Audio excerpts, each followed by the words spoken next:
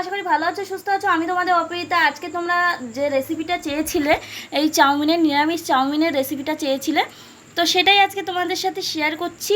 তো দেখতে পাচ্ছ আমি চাউমিনটা ভালোভাবে সিদ্ধ করে নিয়েছি। সিদ্ধ করা আর কি দেখাবো বলো। তো সেটা সিদ্ধটা করে নেওয়ার পরে এখানে আমি গ্যাসটা হাই ফ্লেমে দিয়ে দিচ্ছি। এবার কড়াটা গরম হতে দেবো। আর কি সবজি ইউজ করছি দেখে নাও। এখানে ক্যাপসিকাম ইউজ করছি, বিনস ইউজ করছি, আর এখানে কাঁচা লঙ্কা আর পেঁয়াজ। তো আমি আরেকটা সবজি এখানে অ্যাড করতে ভুলে গেছি, মানে গাজর, কারণ ছিল না আমার কাছে, তাই আমি অ্যাড করতে পারিনি। এবার দিয়ে দিলাম কড়াইতে সরিষার তেল, মানে পরিমাণ মতো আর কি। অনেকটাই গরম হয়ে গেছে। এবার ভালোভাবে নাড়াচাড়া দিয়ে কড়ার চারিপাশে কিন্তু লাগিয়ে নিচ্ছে, এখানে দেখতে পাচ্ছ, যাতে কড়াটা ভালোভাবে গরম হয়ে গেলে সবজিগুলো ভাজার সময় যাতে না লেগে যায়। আর তোমরা একটা জিনিস দেখতে পাচ্ছ, সবজিগুলো আমি কিভাবে কেটেছি। এরকম মোটা মোটা করে ক্যাপসিকামগুলো রাখবে, মানে যাতে গলে না যায়, দেখবে টেস্টটা কিন্তু ভালো আসবে না। আর এইভাবে বিনসটা কাটবে, আর এইভাবে মোটা মোটা করে পেঁয়াজটা কেটে নেবে। আর এখানে কিন্তু আমি 2-3টে লঙ্কা কুচি করে কেটে নিয়েছি। সবজিগুলো ভাজার জন্য এখানে দিয়ে দিলাম, দিয়ে দিচ্ছি স্বাদ অনুযায়ী লবণ। লবণটা পরিমাণ মতো দেবে তোমরা, টেস্ট অনুযায়ী। কেউ কম খায় আবার বেশিও খায়, আমি সেই অনুযায়ী দিলাম। আমাদের বাড়িতে যেরকম লবণের পরিমাণটা একটু বেশি খায়, তাই একটু বেশি পরিমাণে আমি লবণটা ইউজ করেছি। এবার সুন্দর করে এগুলো কিন্তু আমি ভাজাভাজি করে দেবো। আর কোনো হলুদ এখানে ইউজ করব না আমি। চলো এটাকে সুন্দর করে একটু ভাজাভাজি করে নিই, তারপর তোমাদের সাথে দেখা করছি। সবজিগুলো কিন্তু আমার সুন্দর করে ভেজে নেওয়া হয়ে গেছে। এখানে দেখতেই পাচ্ছ কত সুন্দর করে সবজিটা ভেজে নিয়েছি আমি।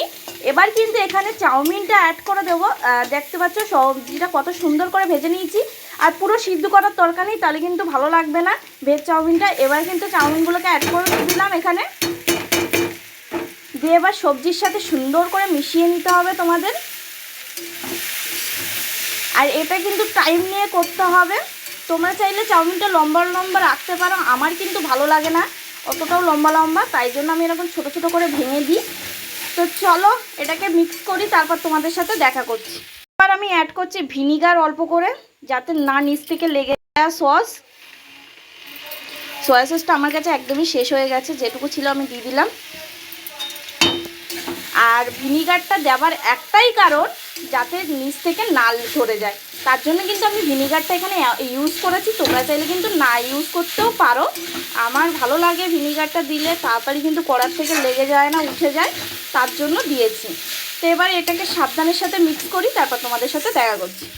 স্বাদ অনুযায়ী লবণ এখানে কিন্তু অ্যাড করছি। তোমরা চাইলে কিন্তু লবণটা আগেই প্রথমে সবজিটা যদি বেশি দিয়ে দাও, তাহলে এই সময় কিন্তু লবণের পরিমাণটা বুঝে দিতে হবে, কারণ তোমার সয়া সসে লবণ থাকে।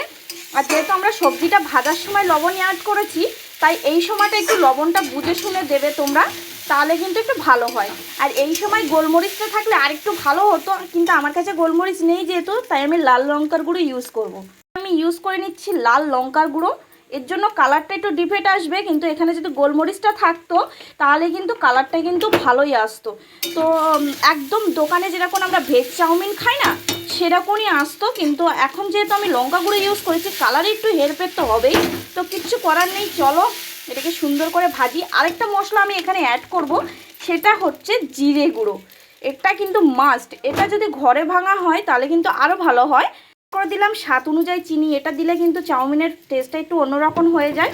তো এটা তোমরা চাইবে অল্প করে দেওয়ার চেষ্টা করবে, একদম কিন্তু গাদাখানি দেওয়ার চেষ্টা করবে না।